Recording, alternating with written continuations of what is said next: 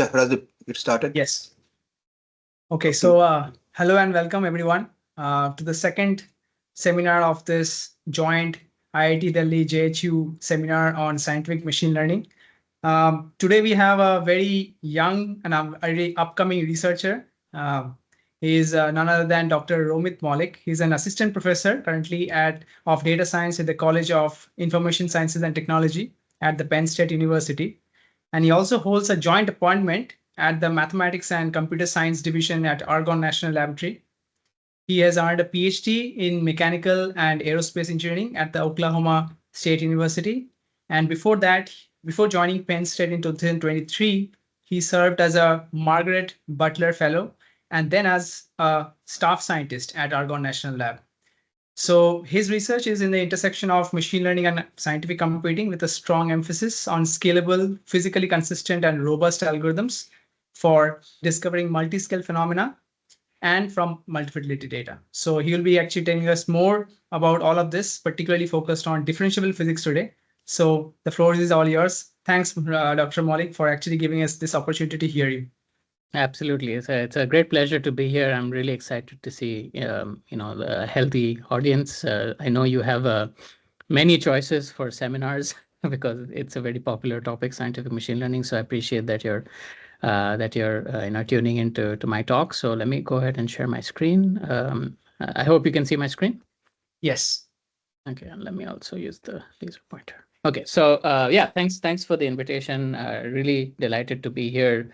I do plan to visit India frequently in the coming months and years. So, if I'm ever there and you want to collaborate, talk, just grab a cup of coffee, and happy to keep things going that way. So, yeah. So today I'll be talking about like one vertical in my research group. It's a very prominent one, and a couple of students and a postdoc have been kind of assisting me in pushing this direction, which is differentiable physics. So. This may be kind of like a revision for several of you, but I just want to go through this to set up the framework for why I will be doing some of the or developing some of the test cases, some of the algorithms, some of the research that we try to do. I'm a computational scientist. I assume several of you are as well. And in the business of computational science, we typically run computer simulations to engender scientific discovery, such as building models, controlling models, forecasting in dynamical systems, using this for inverse problems such as design optimization, and so the general setup of a computational sort of model, a computer simulation, assuming a dynamical system, because I kind of focus quite extensively on dynamical systems, is that you have a system of PDEs which evolve a certain dynamical state given by you, and you may also have information about boundary conditions and initial conditions, and precise or semi-precise information about the systems of equations itself, right? And so this is something that you use to then we run simulations for varieties of applications in various domains, right? Not even limited to engineering. But there are some common bottlenecks in classical simulation-based research. That's kind of where my research group sort of inhabits. Such as, many times you may not exactly know what these governing laws are. You may also have some uncertainty or imprecision in the initial and boundary conditions. This is because, of course, you want your simulation to mimic something in the real world. And then what is really a large bottleneck in many applications is that these simulations have some basic requirements for accuracy, such as the amount of how precisely you may want to discretize your spatial and temporal domain, and in such cases you may not have the computational budget to actually run accurate simulations. In such case, you may have to be unreasonably simplifying your simulations to get even something that executes, right? And those cases, your accuracy also suffers, right? So these are some common bottlenecks, right? So to address these issues in recent times, there has been a lot of let me actually minimize this. Yeah, there are a lot of sorry, I'm trying to minimize this, but it's not really okay. Yeah, there have been a lot of studies in actually using data-driven methods to bypass the use of simulations, right? So I have an example over here. This is just a pictorial representation. It doesn't really connect to some of the things I'm talking about. This is a paper that was published in 2020 in ICML for evolving the like a system where a fluid box basically falls within an enclosed domain. And what was really nice about this paper was that it was purely data driven, right? So you just have a data driven model that learns to evolve the state vector over time. And the idea is that by using by leveraging the fact that there is a lot of data that is available nowadays because people are storing their simulation data, they are making it available for people to reuse. And you also have, a lot of compute power from accelerators such as GPUs. You can basically bypass the simulation of systems of equations and essentially use a purely data-driven method to learn how a physical system may behave, right? So there are, large advantages associated with this. For example, typically you're not restrained by step sizes in space or time, which makes your online deployment of these methods very fast, but there are some issues. For example, you may not have this data, right? So you may not have data at a desired fidelity such that it is leverageable for training. The data itself may come from simulations which are not precise, right? You may not really know what the true underlying governing equations are, even though you do generate some simulation approximations. And most importantly, there are still very important problems in engineering and for example atmospheric science, where the data is just not available. There are you may have some data, but the data itself is not able to sort of guide the bypassing of scientific computing entirely, right? So or simulations entirely. So with that background, scientific machine learning as a field was kind of has become popular because it kind of tries to balance the strengths and weaknesses of both classical scientific computing techniques as well as these more data-driven methods. The idea is that you, of course, try to impose what you know, such as the governing equations, but you also try to construct an optimization problem such that you match the data that you might have, right? So the data that you might have now, even if it's sparse and noisy, you can accommodate, what data you have, and give it a sort of like a prior information about your governing physics, such that you're able to, kind of balance the best of both worlds. So, for example, if you have a standard neural network that is given data about this trajectory, it's a decaying pendulum, but you get very good in data or training data performance, but you don't generalize. Whereas with a physics-informed neural network, that's work that is coming out of Brown University and collaborators. You can see that by imposing the underlying governing law for this decaying pendulum, you're able to generalize better outside, right? So that's kind of what has got people really excited. And some of the challenges that you have to address to actually get this framework working effectively is that one of the problems is that this optimization formulation typically relies on these physical laws being satisfied in a weak manner. So you don't have like the classical guarantees of convergence error, order of accuracy, and so on. And so you may typically struggle with deploying these methods for realistic problems. Secondly, typically there is a minimization associated with these methods, which requires that your objective function is differentiable, such as a mean squared error or mean absolute error, and that is because you need to use mainstream optimization techniques such as first order or second order accurate optimization methods for neural nets, for example. But in many problems, such as some that we look at today, this objective may not be differentiable, right? You may be looking at an objective that is scientific, but not something that falls very nicely into a minimization that is differentiable. And then finally, and this is kind of where I like to do a lot of thinking about my research, A lot of these approaches, at the end of the day, uh, still leave me unsatisfied because there is what I call an unclosed loop. Because you may model your physics, you may be able to kind of recover a good fit, or basically explain the variance in the data that you have. But is there a way to kind of make that connection principally to scientific discovery, right? Can we learn something about what we're missing about our existing governing laws and so on, right? So that's kind of some of the challenges that we have to address. And so this brings me to differentiable physics, the approach that it is also a scientific machine learning approach that sort of combines the best of several worlds and also makes progress in addressing the issues with the main challenges with most scientific machine learning algorithms, because it can incorporate, classical developments in scientific computing, such as numerical methods, HPC, advances in solving inverse problems. But it can also use recent advances in ML, such as operator learning, physics-informed modeling, and so on. But what it adds, in addition to the previous methods, is the ability to learn from data of varying modalities and fidelities. So you can have numerical, experimental, sparse data.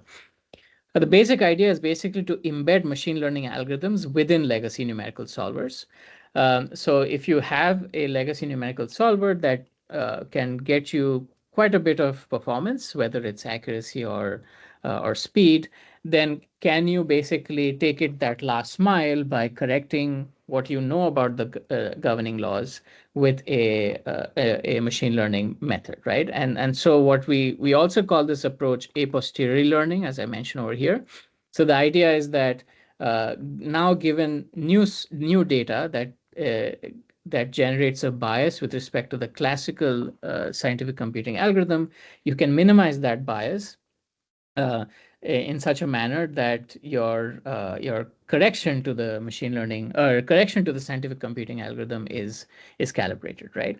And so the hope is that this approach lets you, for example, use varying sources of data, and in addition to that, you hope to get scientific discovery because you actually learn missing pieces of your underlying governing laws, right? So and given new sources of data. And so there have been major advances in this area for fluid dynamical systems. I focus on fluids because this is something that I will, that kind of drives a lot of my research. And so some names that you may have come across that are doing this are Neil Suri at Munich, Jonathan Freund, Chris Rackauckas at MIT, Jianxin Wang at Cornell. And I'm sure Shovik and Razdeep, you also have made contributions in this space. Okay, so this is kind of the high level approach. So let's dive into a little bit of detail, and I'll kind of develop some of the algorithms and some of the motivating examples that hopefully gets the message across of why this is kind of exciting, at least to me. One of the ML methods that we kind of will leverage quite frequently in this talk is the neural ordinary differential equation. So just a bit of background information over here. If you're not familiar, the idea of the neural ordinary differential equation, or the neural ODE, is a system identification framework where if you have snapshots of a dynamical state here given by you, your idea is to use the snapshots and calibrate, or identify the right-hand side of a system of equations. Here, you assume this to be OD, but you can connect it to PDs using, for example, the method of lines. And then this right-hand side is typically given by, in the most basic approach, a black box neural network of a particular architecture. This architecture can vary. It depends on how U is represented. So it can be a CNN, it can be an MLP, it can be an operator. And the idea is that you want to back out what this F is, or implicitly back out what the weights and biases of a neural network that comprises F are, using a loss function, which is usually, again, typically something like a mean squared error approach. And there are a couple of methods to actually train this approach, which is not the point of this talk. The idea is that you can first discretize this method, using the strong form, implemented into an AD-compatible programming library such as Torch or JAX, and then just backpropagate using automatic differentiation. But this is memory inefficient. The other approach is, if you if you know that there is a smooth adjoint that represents the backward flow of the gradients with respect to loss, you can construct an adjoint equation and solve that adjoint, which is memory efficient, but perhaps adds more in terms of compute. Again, not the point of this talk, but something that is an active line of research, in several groups. Okay, so with that background, let me start with a simple experiment that actually will motivate a lot of the research questions that I just sort of laid out for you, and then we'll get going to more and more complicated systems. So a system that I really like to kind of stress test a lot of these machine learning algorithms on is the Kuromoto-Sherinsky equations. So this is given by like a scalar PDE, which has an unsteady term, a quadratic nonlinearity, but it has this peculiar second order and fourth order linearity term. And assuming periodic boundary conditions and a sufficient a specific spatial discretization, such as a structured uniform grid, assume finite differences or whatever for solving this, or spectral methods, you basically have deterministic chaos. So two trajectories that are infinitesimally perturbed, or two initial conditions that are infinitesimally perturbed, stay close for a short amount of time before they diverge completely. Right. So this is a nice test bed for scientific machine learning, because while mean squared error captures the short-term properties, in the long run, you need to make sure that you capture the right physics for the system to evolve correctly, right? So some other assumptions that kind of make our problem a little more challenging and a little more relevant for real world applications. We'll assume that we either don't know what the right hand side is, so we just have examples of U over time, as I mentioned, for the standard neural OD, or we'll assume that the right hand side has a certain character, right? So for example, we'll assume that this is a dissipative dynamical system, and that it probably comprises of nonlinearity and a linearity, right? So these are some assumptions that we'll make. We'll also assume that we only have short-term history of the state evolution, right? So if you evolve U using a spectral solver or a finite difference method that indefinitely evolves, you can basically reconstruct what is called an attractor, in which case the learning problem becomes easier. But we'll say that we haven't explored the attractor entirely, so we only have a short-term history, and from that we want to recover the long-term behavior, right? The invariant behavior of the system. I'll remind you that the system is chaotic, so it's not like the system will go to zero or a constant, in which case the problem is slightly simpler. It's one where we have to find a fixed point, right? Okay, so then our goal is, how can we learn what these equations are from short-term traces of data alone? Where learning over here is slightly more broadened. The idea is that we want to get short-term accuracy, but we also want to preserve what is the invariant behavior. So we want to recover the invariant behavior and discover it, right? So that's kind of the idea. By the way, feel free to interrupt me at any moment if anyone has any questions, right? Okay. All right, so let's start by proposing some solutions to this problem, right? So I already explained the basic neural OD to you. You might be guessing that the reason it's called a baseline is that it doesn't really work that well. So I'll prove this to you. But to solve this problem, a few years ago, my team and we published some work where we developed a new type of neural ordinary differential equation for dissipative dynamical systems. The idea is that instead of having where my laser pointer is, instead of having a right-hand side that's given purely by a black box neural network, we assume that the architecture is an MLP over here. We augment this black box neural network, this F, with another term, which is a learnable linear term, right? Here we assume that this linear term has some properties. These properties connect to the fact that a dynamical system should be dissipative, and these properties include that this linear term should also respect the boundary conditions, right? So for example, we would have a matrix where we would impose periodic boundary conditions, and then we would also assume that there is a symmetry in the matrix. So it's SPD, symmetric positive definite. In effect, it would amount to learning like a finite difference stencil, right, of a certain width. This width is a hyperparameter.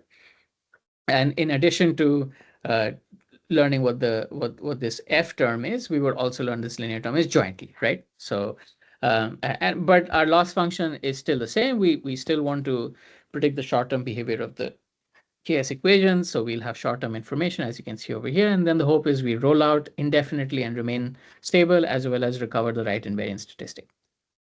Okay, so I'll show you some qualitative results first before we get into some quantitative assessments. So what I have in this plot across these 4 rows and 2 columns is predictions from different models. So the first model is the data, which is coming from over here a spectral solver. As you can see, so this is kind of the gold standard ground truth. So the 2 columns correspond to a short-term evolution, 50 time units at a temporal discretization of 0.01, so about 5,000 rollouts. And then this is the long-term evolution, right? So all the way to 500 time units. So this is the data. This is a spectral solver. So obviously this will work in the short and the long term. What I have in the second row is a standard neural OD. Typically, you get okay short-term behavior. So this is what you might expect from this, from an LSTM, from an RNN, from a transformer, whatever type of method that you have. This is typically the result you'll get. But in the long run, you see non-physical behavior, if at all the network still predicts reasonable physical numbers. So typically, it could blow up and give you like not a number. What I have in the bottom 2 rows is when we augment this standard neural OD with a linear term. In the third row, it's a linear term that we actually specify what the right linear term is. So we kind of cheat, and we know that the right linear term should have a discretization of these 2 terms. And so in this case, you see we get the right short-term behavior. We get physical long-term behavior almost always, in fact, always. And the CNN approach, we call it CNN because we actually use the CNN module to identify this A term, is one where we recover a similar behavior. But we're also able to stay stable in the long run, right? So good short-term accuracy across all these methods, but now we get improved long-term accuracy, right? So if you want to make these things a little more quantitative, then we actually have a very sort of well-studied approach to do this. So of course, on the left, we have ensembles of initial conditions where we can compute the L2 norm, the error between the ground truth of these initial conditions and the predictions. And you can see the methods are about the same, right? They stay about close to each other. And then they kind of saturate, which means that deterministic chaos has fully kicked in, and the errors will basically kind of stay flat around the mean. But when we actually integrate these systems out indefinitely, let's say to 500 time units or even longer, like 5,000 time units, then what you get for these systems is this chaotic sort of invariant, which is a PDF that falls out. So if you plot the first derivative of the state u sub x and the second derivative of the state u sub xx and make a histogram or a PDF, whatever you want to call it, you see this very distinctive shape, right? This is a property of the KS equations, where you have low probability regions, encircled in high probability regions, and then you have like a no man's land where you have very little probability as well. And you see, if you have a standard neural OD, which even though we try our best to keep it stable and somewhat physical, you see you do not get this right shape, right? But in contrast, when you have this linear term, you are able to actually recover this right shape quite nicely, right? So that's an indication that the linear term actually helps you discover this invariant behavior. So in reality, we would not have this. We would not know what this is, right? So our hope is to recover that as accurately as possible, given that we only have, say, information regarding this, right? So this is good. What we get in addition to this is with our stabilized neural OD is the fact that if we have now identified this A, so if I go back to the schematic, I have identified this using an optimization, then I can actually leverage what is called approximate inertial manifold theory to identify whether my system is actually low dimensional, if there are some latent coordinates that actually correspond to this invariant attractor. So what we could do over here is we could find an eigen decomposition of this term. Again, this term is learned, and identify some eigenvectors from this, which corresponds to a basis set onto which we can actually project our neural OD. So we identify this projection vector. We then multiply our state with this projection vector and its complement to get a separation of scales. So this first system is given by the resolved scales, and the second system is given by scales which are not which are stationary, which are not contributing to the invariant manifold. So this dq by dt term can be set equal to 0, and then this gives you a closure, which is basically the approach to the approximate inertial manifold theory. Empirically, this shows up as well, because if you compute the non-stationarity of the evolution of the state evolving across these all these eigenvectors v, not v tilde, you will see that only a few eigenvectors have non-stationary components. So what am I trying to say in this slide? I'm trying to say that this A term that we've identified has also identified a spectral gap, so a low-dimensional representation of the system that you can actually leverage for reducing the dimensionality of your trained neural OD, right? So it's almost like, instead of identifying a low-dimensional coordinate system onto which you project your dynamics, you identify the low-dimensional coordinates while you're learning the dynamics, and then you can a posteriori project onto this to get a reduced system, right? So this is quite nice, because these coordinates, discovering these coordinates also corresponds to a you can say a scientific discovery problem, right? So which is quite nice. Okay, so I'm going to skip this in the interest of time, and go to the next sort of phase of this work, which is, now that we actually have a framework such as differentiable physics that is possible to leverage for system identification, scientific discovery, and actually like, if you know that there is a linear term, you correct for what is missing. How can we actually implement this in realistic problems where we know a lot about the right hand side, right? So for KS, we know everything about the right hand side, but there are some problems in which we know almost everything, right? And maybe we do not have that last missing ingredient. Can this same approach be used for those types of problems? And a classical sort of task in this, that fits this kind of setup is for example, closure modeling or correction modeling in PDEs for turbulent flows. The idea is that in such a case, you would know that you would know a vast amount of information about the right hand side. You would perhaps know that what the major terms are. You would know how they depend on parameters p, but you perhaps still have a bias that you want to sort of minimize, and in that case you add an unknown term.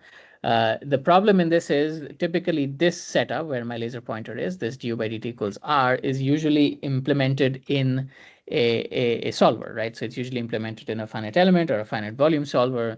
In such cases, it becomes challenging to actually back out what this f is, because you typically don't have you don't have the sort of the labor bandwidth, I would say, to actually re-implement a computational solver completely in an automatically differentiable framework. So for example, Niels Theory and Jianxun Wang at Munich and Cornell respectively, they have been spending a large part of the last sort of few years re-implementing classical CFD and finite element codes in tools such as, in frameworks such as JAX. And in such cases, you kind of so you basically have to redevelop the du by dt equals r framework before you can actually do the differentiable physics, right? So that's kind of a bottleneck. I don't know about India, but in the US, it's very difficult to get funded for doing for building another solver, right? Program managers will say, I've already achieved this, right? So in that case, how do we actually address this issue, right? And that's some work that we're doing over here, right? So the idea would be that we would actually need to embed our neural network within a solver, but then somehow chain gradients through it, right? Okay, so let's set up the problem before you. Yes, is there a question? Romit, could I actually interrupt? Would you like to take some questions maybe on the previous ones? I saw there were two persons who actually put their hands up. Oh, sure. Please go ahead. Yeah. So I will ask Amartya if you have any question regarding, believe the first part about case equations. Amartya? Yes. Please go ahead. Yes. Am I Yes, audible? I can hear you. Yes, you're audible. Yeah. Romit, can you just go back to the previous slide?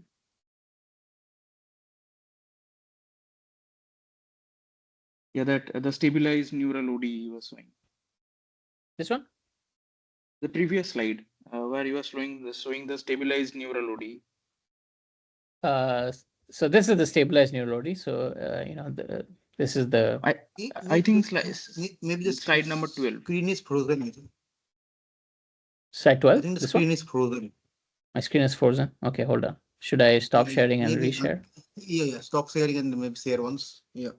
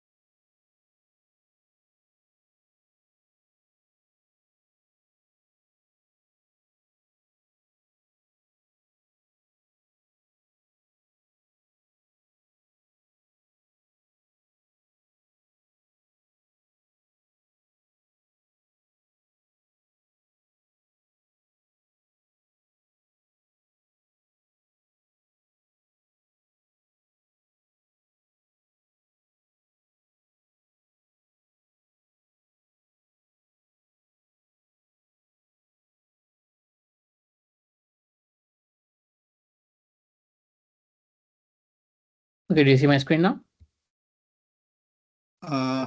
Yeah. Yeah, I can see your screen now.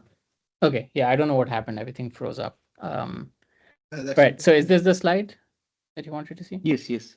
Okay. So yes, go are ahead. you assuming here like that A is the non-normal and eigenvalue? Suppose like, are you taking any assumption here with respect to some A?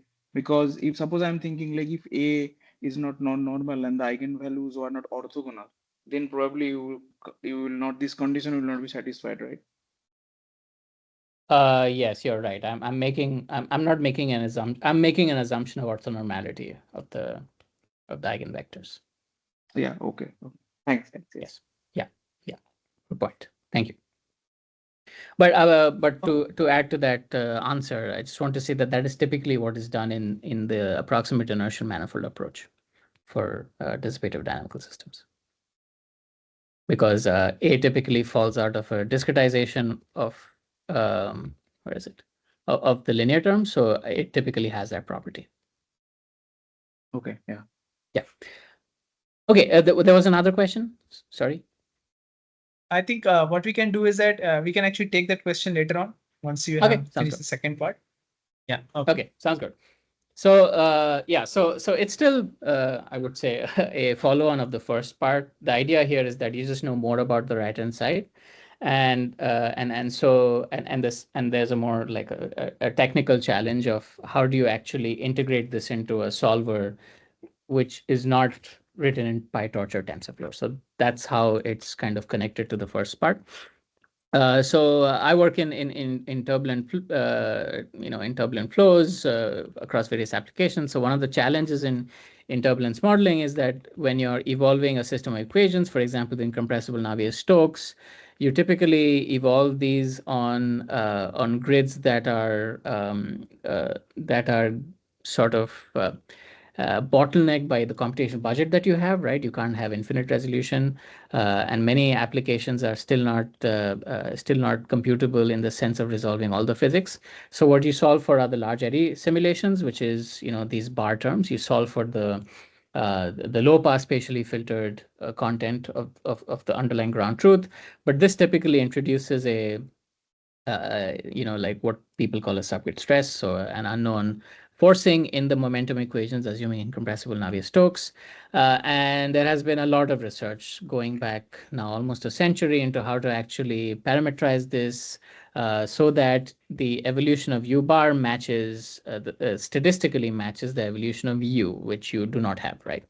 And so in such cases, the setup that we are pushing forward, the differentiable physics setup, says that if you don't really have ground truth of U, then there is almost no way that you can back out what these stress tensors are. And I add a little more detail over here that how we actually parameterize this, but this is not very important. This comes from the fluids back theory. What we do have is a system where, you know, we may have partial observations of, let me actually also get rid of this guy. Yeah, we have partial observations of the ground truth downstream of a, let's say, so let me introduce this case. It's a flow over a backward facing step, flow going from the left to the right. It's sufficiently accelerated such that you have, you know, turbulent features and shedding. And so the idea is that this is a wrong simulation because it's being evolved on a coarse grid. But let's say at certain points of the coarse grid, you have access to the ground truth. So this could come from an experimental measurement, or if you do have the computational budget, someone else actually runs a high fidelity simulation, but then only gives you this data. So you can set up a loss function at that region. Is it possible then to use this to correct the, you know, ground truth everywhere, or correct the coarse simulation everywhere, right? So, and there's what's nice about this particular problem that my group has been kind of pushing quite a bit is that it's closer to a realistic problem. The grids match, you know, like benchmark test cases in the CFD community from NASA Langley, and you know, it's not typically easily compatible with most of the machine learning methods out there because it's got discontinuities, it's got extreme anisotropy in the mesh, and so on. So so it basically is, again, it's one step towards a more realistic application. In this approach, again, just to summarize the idea is that you'd have to calibrate a correction term on the right-hand side of the incompressible Navier-Stokes momentum equation, but you only have access to an observation operator, which in this case is given by the solver output at certain points. And so this objective function actually eventually has to lead to some gradients that you use to optimize, for example, over here, a graph neural network. But again, like I said, the differentiable physics approach is architecture agnostic. But in order to achieve that, we actually have to do what is, you know, like chain rule of calculus, right? Elementary calculus, where we need to know what the adjoint of this objective is with respect to this tensor, and then since the tensor is actually predicted by a model, use the chain rule of calculus to get you know, the gradient with respect to the weights and parameters. That can then be sent into a first order optimization algorithm, right? And so the approach we have over here is, you know, it needs to satisfy a few different things. Firstly, our mesh is no longer, you know, like a uniform structured mesh. So we have to use geometric deep learning. Again, you might be familiar with this, but, you know, graph neural networks let you basically leverage the same notion of connectivity in lots of numerical methods, such as finite volume and finite elements. So for example, in a finite element formulation, you might have a self-centered variable and fluxes. In a graph neural network, you would have a node and edges that connect nodes. And so instead of having numerical relationships for the update of nodal values and edge values, which is what happens in a finite volume or a finite, like a finite volume or a DG type of approach, you would have a like a machine learned approach to these updates, which is typically given by neural networks, right? Again, not the point of this talk, but just a little bit of information. The other problem that we typically have to solve for these types of applications is the fact that in realistic applications such as CFD, the sizes of meshes can be very, very high, right? Hundreds of millions, maybe even billions of degrees of freedom. Typically, graph neural networks that come to us from the CS community, they are not capable of handling such high degrees of freedom without any tricks. So we do incorporate our own tricks, such as a multi-scale message passing. This probably deserves its own talk as well. The idea of the multi-scale message passing is to leverage ideas from, say, geometric multigrid methods in numerical linear algebra, where you can define graph neural networks on different resolutions, such as the original resolution, coarser resolutions, and even more coarser resolutions, and then accelerate the spread of information on the graph by using interpolation and clustering operations, right? So this lets you kind of generalize to large graphs. So the codes that we have in our group are able to basically do this graph-based learning on up to 1 billion degrees of freedom because of that, and scale across large numbers of GPUs, right? Okay, so let's say I go back to this problem, and my goal, I'll remind you, is to look at ground truth data in the wake over here and basically correct the solution everywhere. So that's kind of like the idea. And you can see the comparisons that we have, for example, with a what we call a no model simulation. This is a simulation where I basically set this right hand side to 0. So that's the bias that we wish to solve to fix, generally speaking. And you can see not having the right closure actually gives you high errors near the walls. This is typically how a very classic sort of failure mode for coarse grid simulations for wall bounded flows. So this is something that is expected. By using a model where we a priori specify what that correction term is. So this is coming from, let's say, an algebraic model or that requires some coefficients. You can get an improvement. So this would be how maybe an engineer would solve it today. You could then do that and do a grid refinement such that the grid refinement also helps you recover some more accuracy. But our approach on the original coarse grid, you can see, is able to correct the flow field everywhere, not just at the observed locations. So we are actually able to remove the errors at walls everywhere, despite only having observed the downstream information, right? And this is so. Let's say now I put a probe in my coarse grid at this particular location, and I track a time series evolution of the probe. You can see that the solid black line is what I call ground truth. The ground truth itself is just a fine grid simulation. It's not experimental data quite yet because it's still proof of concept work. And you can see the idea is that if you have a subgrid model or a closure model that you actually identify through a priori analysis, such as an algebraic model, you may miss the right amplitude and the right frequency for the rollout of this approach. But if you use a machine learning based method, it improves quite significantly, even though as you indefinitely roll out, you see that you're getting some phase errors and some magnitude errors, right? So this is a challenging problem. But the nice thing over here is that you're able to actually improve on these classical methods, even though you don't have ground truth data on the fine grid, right? And so that is something that is quite nice. One thing that, in the interest of transparency, it is important to note that while these models, these LES 5K and LES 20K models, the 20K model, of course, is costly because it requires a finer grid, but the LES 5K model is basically free, right? I mean, it's just specifying an algebraic relation for the missing term on the right-hand side and then implementing it. Whereas, to get these machine learning models trained, you do need to spend a lot of time a priori, right, for the learning task. But then once you deploy it and basically evaluate these neural networks rather than train them, you can see that you're able to get comparable performance for this closure model, right? So in that sense, it's important to know that you do take a little bit of computational cost to get this improvement in accuracy. All right. So, but the really nice thing about this approach, which makes us excited, is that when we actually go back and look at the neural network outputs, right? So even though it was trained only to match the ground truth at the free stream, the neural network outputs are actually able to dynamically identify correct behavior at the step.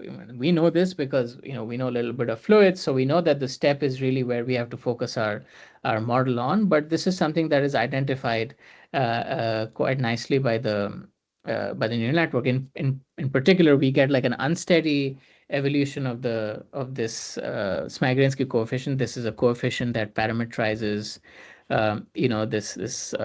this tensor.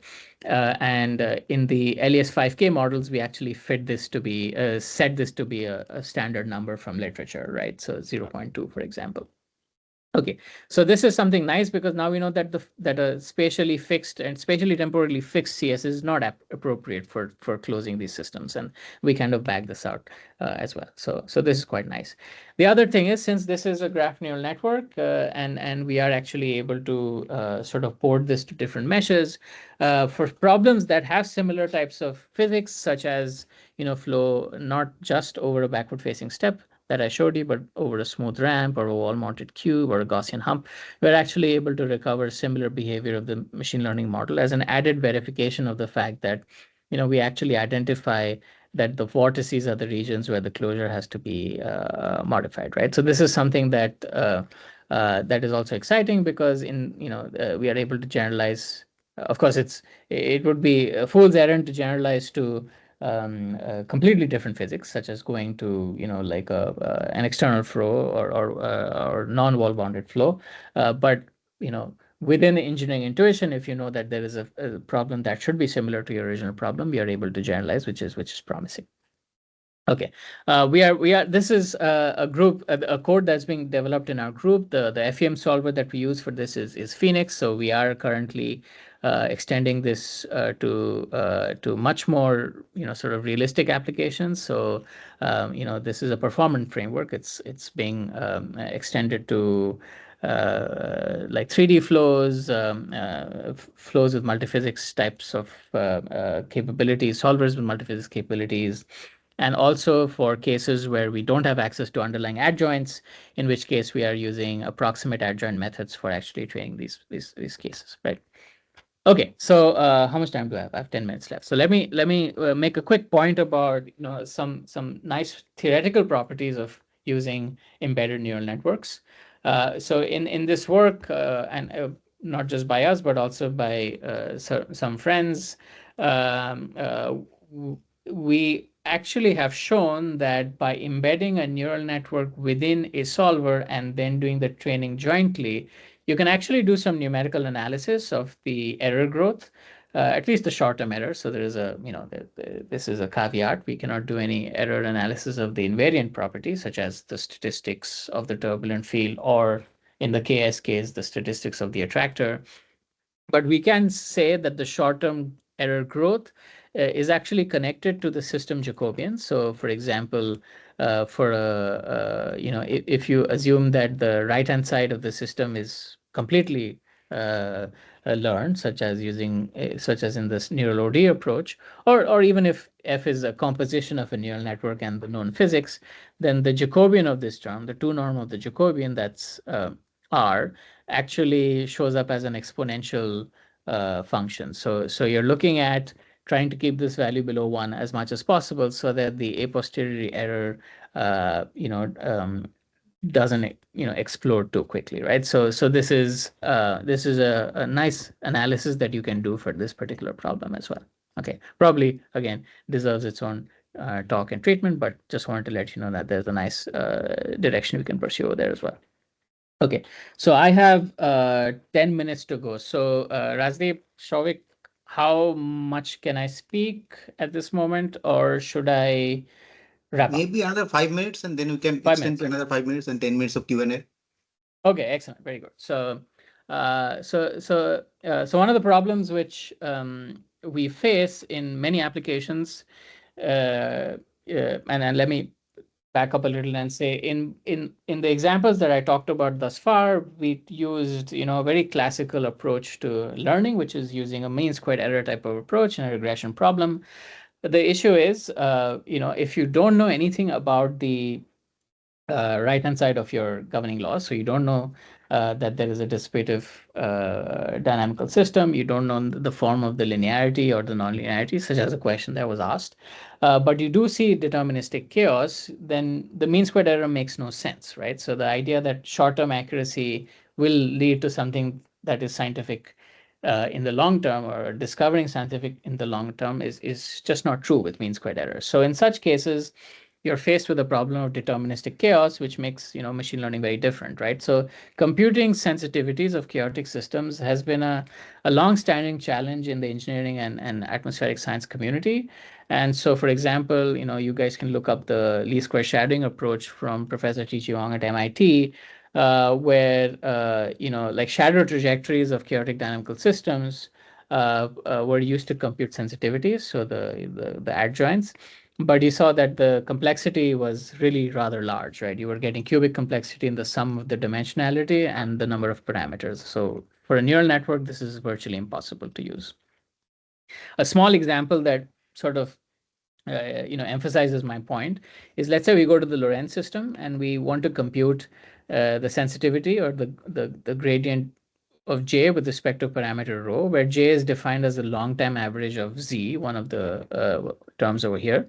If you brute force this, setting T to a sufficiently large value, you can actually recover a linear relationship between J and rho. So you can actually manually compute that the sensitivity is 1. So each point on this graph is computing this quantity J for a particular rho, putting a point down, doing that for another rho, putting a point down, right? So, and you get this line.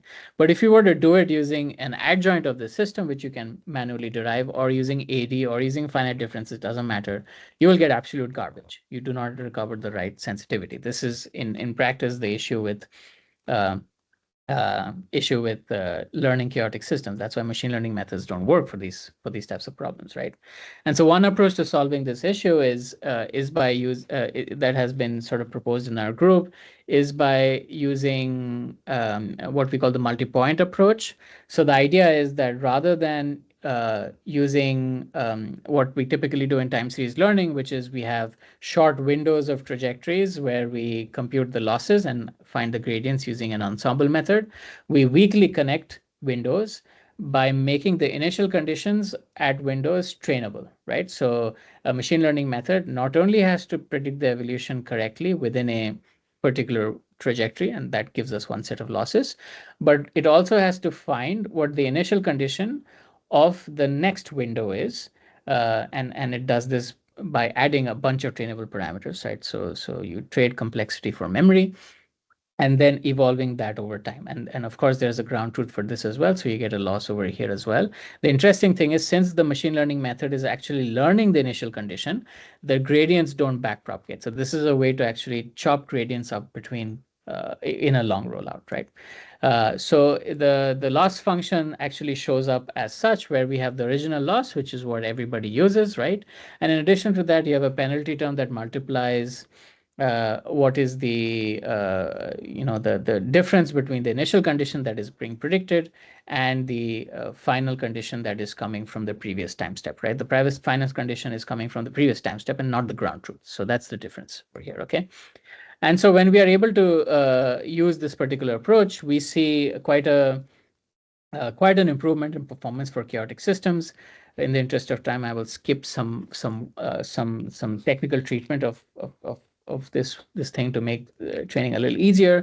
But the general idea is that if you were to go back to the original Lorentz problem, or a problem that's similar, and then plot the loss surface of a standard mean squared error, you would see, with respect to rho, for example, you would see a horrible loss surface. So this is something that's very difficult to optimize for, unless you use a very small learning rate, and then you get the wrong adjoint effectively. But by adding this additional penalty term, you see that the loss surface becomes much more smoother, which means that it's more amenable to using to get the long-term properties, right?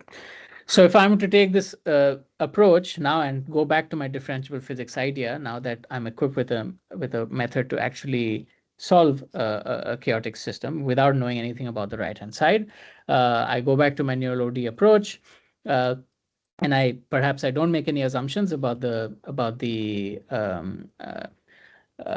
right-hand side. I don't say anything about the linear term and the nonlinear term. The way my problem statement changes is that now I have to identify the thetas, but also I have to identify what the initial conditions at certain windows are, right? So that's kind of the idea.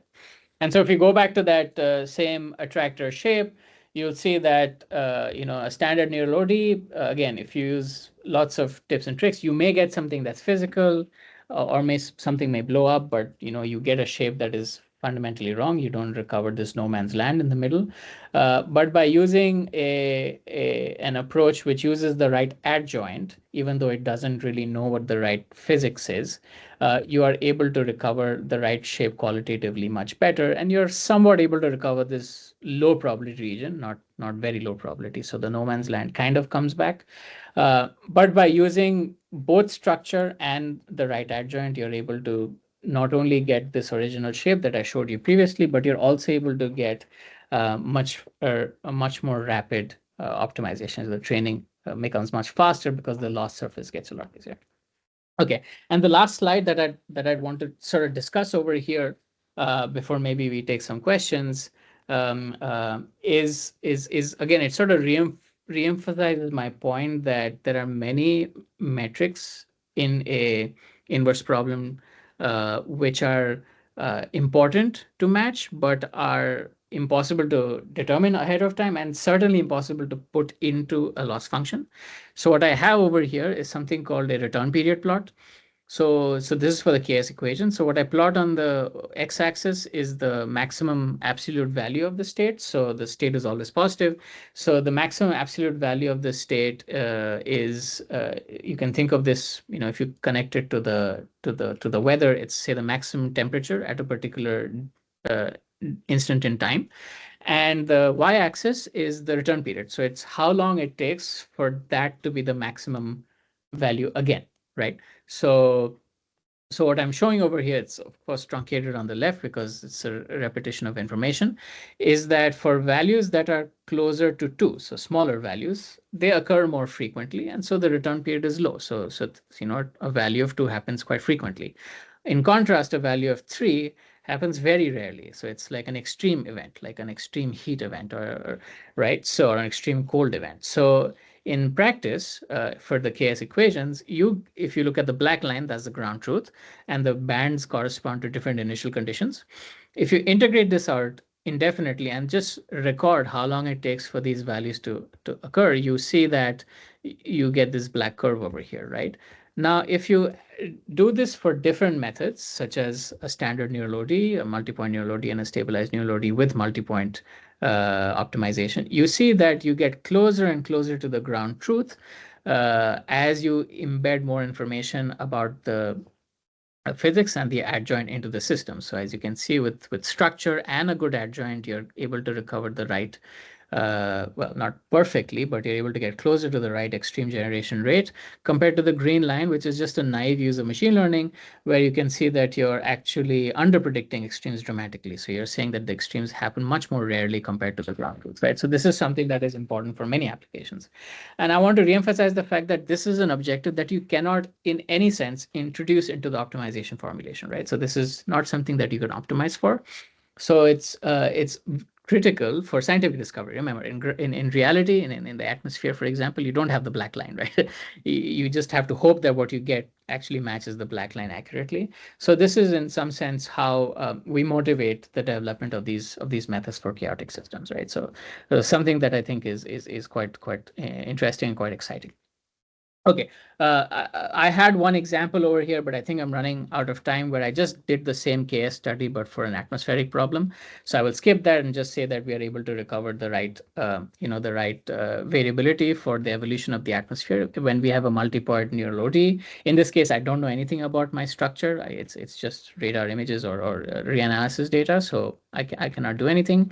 But one thing I want to leave you with, Shouvik, if you'll give me just one more minute, is the importance of actually keeping your scientist hat on and actually always questioning kind of the output of your machine learning models. So in this last example, we trained a neural OD with the multi-point penalty approach. So we used all the best practices that I talked to you about, chaotic sensitivities, so on, analysis of the loss surface.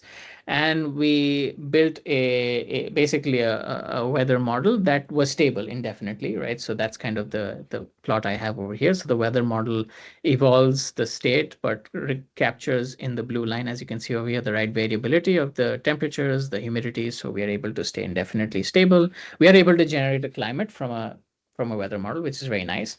But then we looked at the heating or the cooling of the model. We saw that the machine learning model that we built in our group was actually cooling the planet at a very small rate, whereas we know from literature and from, of course, our daily observations that the planet is warming.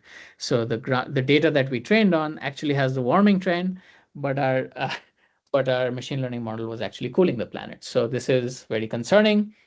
And then we realized that, let's say we go back to our neural OD formulation, and despite having all these good properties about the adjoint, about anything related to the loss, the structure, so on and so forth, when we added carbon dioxide as a forcing term, so human activity, right? So how much carbon dioxide is released into the atmosphere, we were able to actually recover the right heating almost instantaneously. So what that tells you is that scientific discovery in some sense is not purely what your machine learning model is going to tell you, but it also requires you to keep your scientist hat on. And it's important to sort of question whether the outputs of your model actually make sense. So the fact that our methods are geared towards capturing invariant properties means that you cannot fundamentally apply it to an invariant system such as the Earth's climate today, right? It is not an invariant system when you look at a century time scale anymore, right? So because of the heating. And so but by adding forcing, we are able to generalize this to invariant systems as well. Anyway, so I will stop here and say that firstly, thank you for your attention. Maybe the talk was a little rushed, but I wanted to hit on some high notes to sort of give you the overall sort of picture of this work, and just saying that this is now applied to various applications, and it's being investigated for improvements in the methods as well. Happy to talk to you after we finish here, and also happy to collaborate. And yeah, any way we can help you, or you think you can help us, I'm really excited to talk. Yeah, so thanks a lot. Yeah, thank you. So I see one hand raised. Yeah, please go ahead.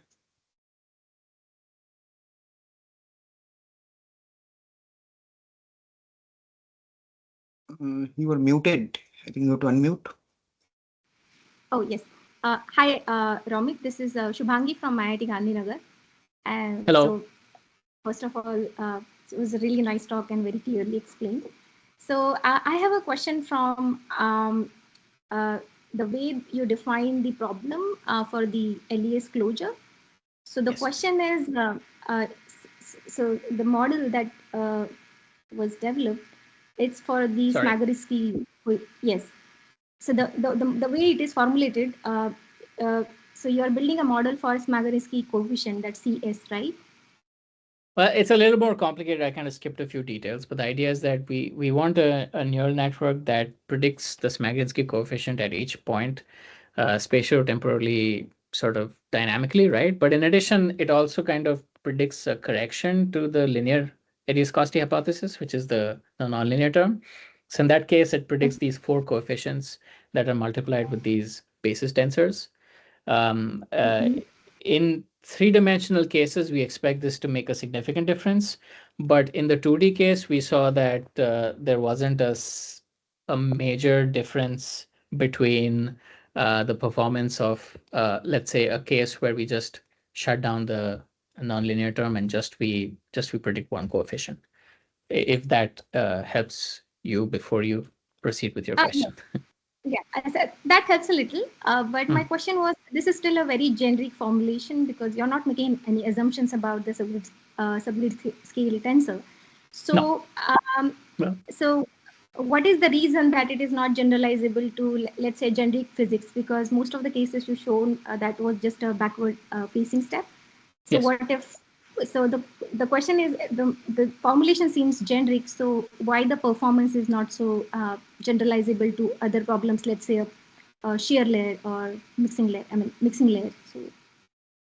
Well, the first thing is we haven't tried, so I don't want to make claims without trying it, right?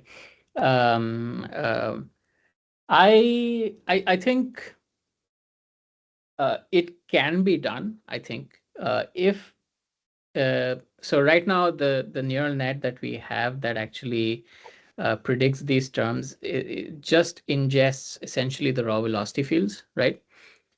If our goal is to generalize to such that the closure is kind of more fundamentally applicable in multiple places, then the inputs to this model have to be more in some sense have to generalize as well, if that makes sense, right? So they need to be Galilean invariant. They need to have they need to use geometry invariant information, right? So so for example, if my model uses wall normal information, but then I go to a flow that does not have walls, right? It's not going to work, right? So if we can design it in that way, which I would be interested in doing that, I think this thing could have legs. It could generalize to much more cases. But the way we have set it up, right, which is just inputting, like for example, the flow field information at each point, and in the form of nodes, edges, and so on. It's not going to generalize, right? Right. Yeah. Okay. So, but if you give it like, if you think about like, let's say a transport equation for new T, such as the ones that have been developed, and you see what goes into that, in the sense of non-dimensionalized variables, then you could potentially have it be more broadly applicable. But like I said, in this particular case, we didn't do any special treatment. We didn't like non-dimensionalized quantities and so on, right? So that's why it won't generalize. Okay, and then just one more quick question. So, Sure. Can this be transferred to like another solver, let's say OpenFOAM, if we were to try it for different case? That's an excellent question. So the answer is it depends, right? So one of the problems with differentiable physics, and that's a really good question. So one of the problems with the differentiable physics approach is that when you back out this term over here, right, this closure term, you are not only correcting the physics, but you're also correcting the discretization errors of this original coarse grid simulation. You agree? Right? Because the rollout error with respect to ground truth is both discretization error and physics error. And one of the open research topics, which like a student and I are scratching our heads on, is there a way to actually have this target only the physics error, but not the discretization error? I don't have an answer for that. If you have an answer for that, I'm happy to discuss, right? How that affects our problem is that if we then take this guy and then we plug it into another solver, which does not have about the same numerical dissipation error, such as, like if you take it from a spectral code to a finite difference code that's second order accurate, it's not going to work, right? Because the dispersion and dissipation errors are completely different between the meshes, right? So that's why I didn't really emphasize on the fact that the tau that we back out over here can just be given to someone else, right? And in fact, I am trying to think of a way in which I can claim that. I cannot claim that. But what I did claim is that if we then back out what the qualitative characteristics of my method are, right, then these qualitative characteristics can then be used to design better models, right? So in that sense, that's something that I can claim. But just directly taking this and porting it into a completely different solver is, it may work, but my bet would be it would not. Okay. Yes. So that's all from my side. Thank you. Okay. Sure. Thank you. Anyone else has question? I have two questions, but let me ask others first. So Souvik, I can ask one question, maybe a follow-up question from Shubhangi. I have some other questions, but I'll probably just take up the question that was left from Shubhangi. So regarding the one that you're telling me that if you could only take that particular term to only capture the not the discretization error, but just the turbulence closure term, right?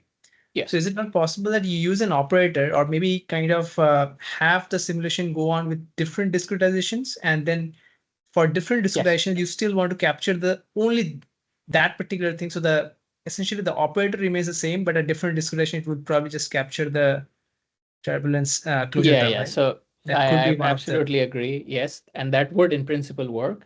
The issue is it becomes very bulky, right? Now you have to run so the a posteriori learning approach, the biggest negative of the a posteriori learning approach, but I still think it's worth the cost, is that you have to run the coarse grid model every time you want to compute a loss, right?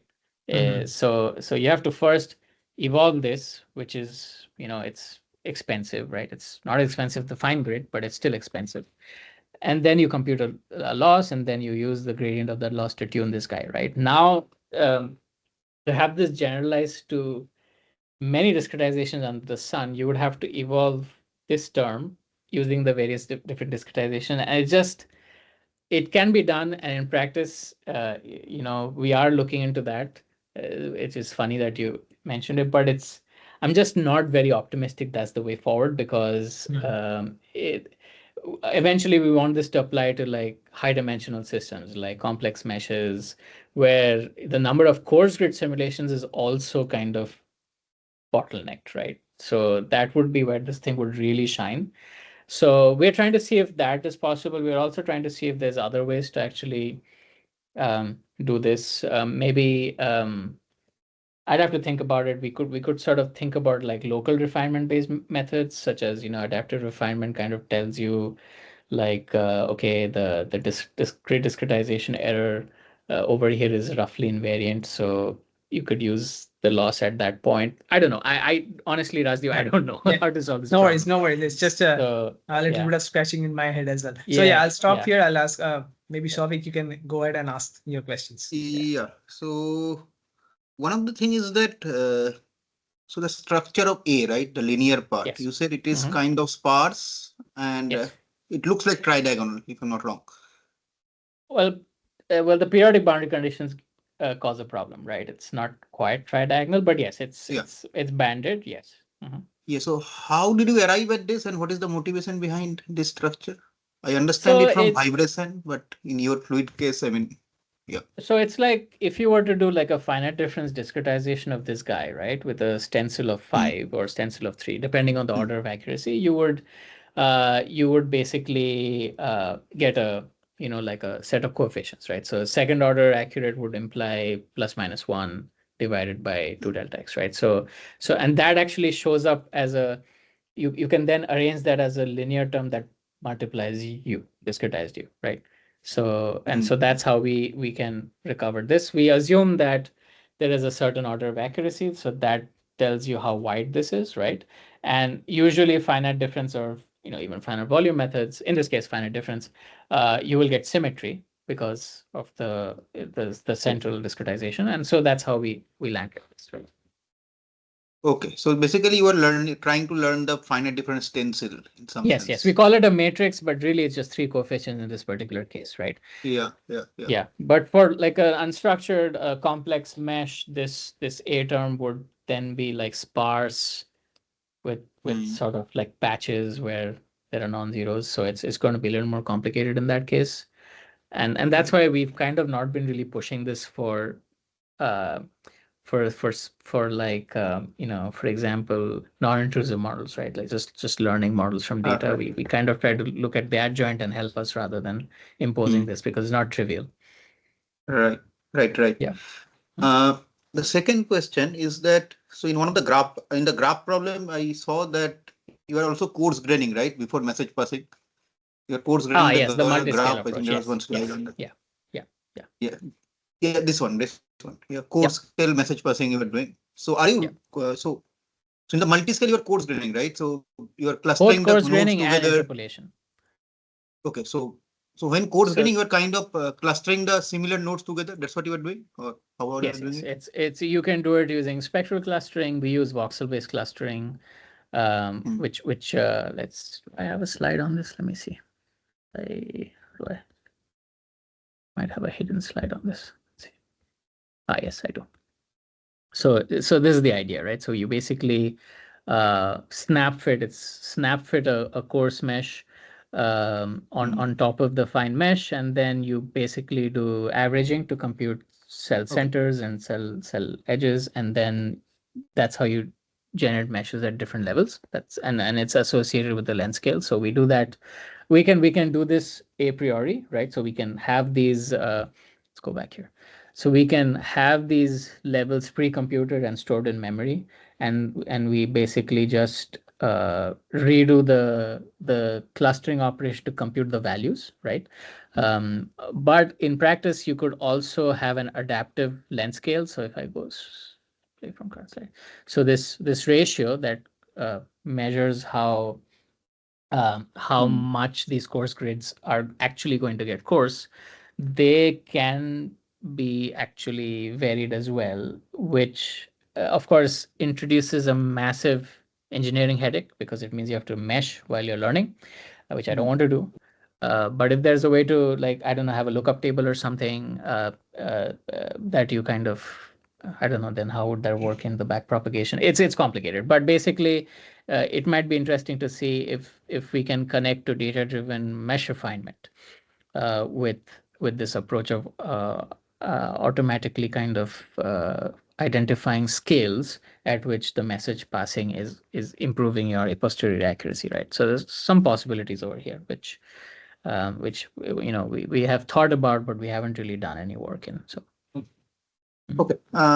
Lastly, a implementation question, or rather, you recommend what will you recommend between the adjoint and back propagation? I know both has their limitations and advantages.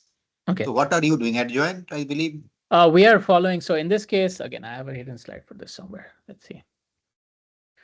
So in this particular case, we are using Phoenix, right? So Phoenix is not.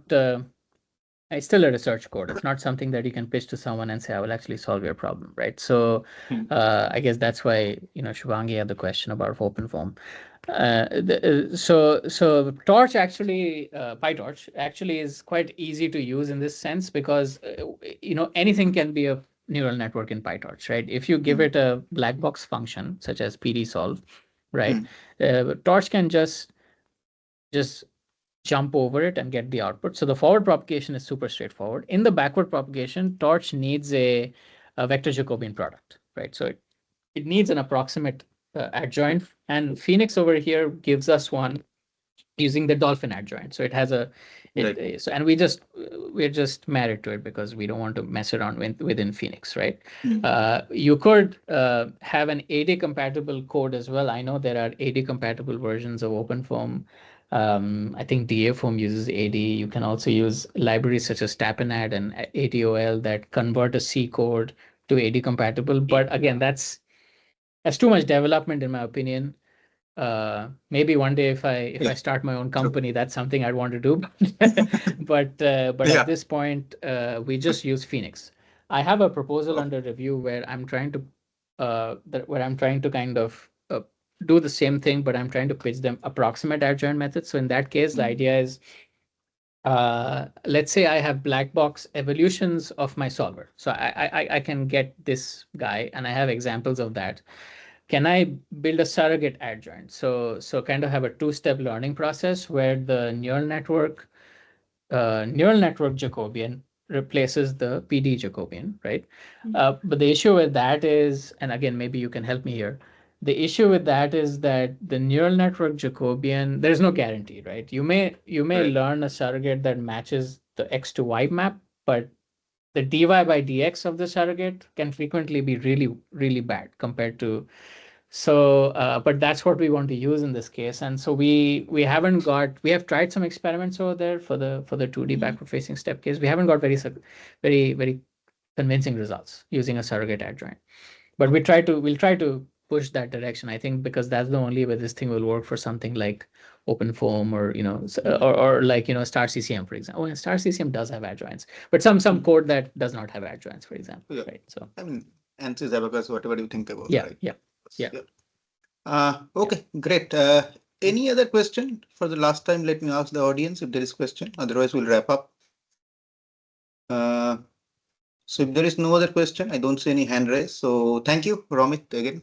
Oh, absolutely. Okay. Yeah, thanks, Romit, a lot. It was a great talk. I learned a lot. I mean, I have some questions. Maybe I'll actually write to you later. Oh, that'd be great. Yeah. Thanks very much for this talk. Thank you. Very nice. And talk. thank you everyone for Yeah. joining. Yeah, everyone, feel free to email. Yeah. All right. Okay. See you. So yeah, thank you. For those who are staying back, we have another talk next week by Professor Keith Warden. Please join. Thank you.